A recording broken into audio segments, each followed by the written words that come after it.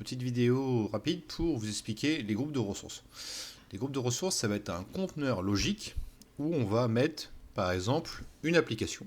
Si on veut créer une application sur Azure, on peut créer un groupe de ressources ou on va pas appeler ça un sac. Dans ce sac, on va mettre, par exemple, une Web API, un serveur SQL, un Azure AD, etc., etc. Donc c'est une sorte de conteneur logique d'objets qu'on va mettre dans ce groupe de ressources. D'accord? Donc si on décide de créer une application, on peut créer un groupe de ressources et mettre tous les conteneurs, enfin tous les objets qu'on va mettre dans ce groupe de ressources. Donc pour créer un groupe de ressources, c'est très simple, il faut cliquer sur groupe de ressources à gauche, ajouter.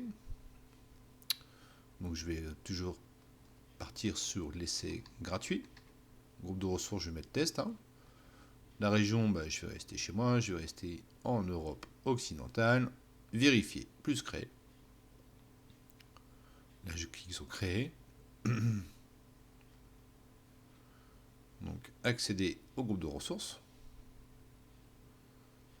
Donc, on voit ici, il n'y a aucune ressource qui est affichée. Donc, je n'ai pas encore mis des ressources dans ce fameux groupe de ressources.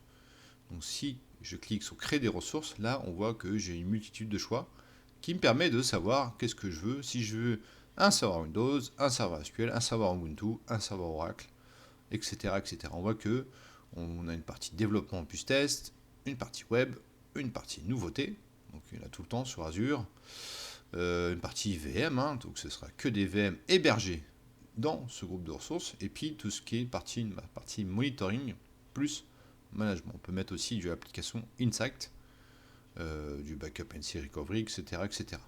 Donc on voit que les groupes de ressources, vous devez les créer quand vous avez donc plusieurs, par exemple site web, développement, etc., etc., dans ce groupe de ressources.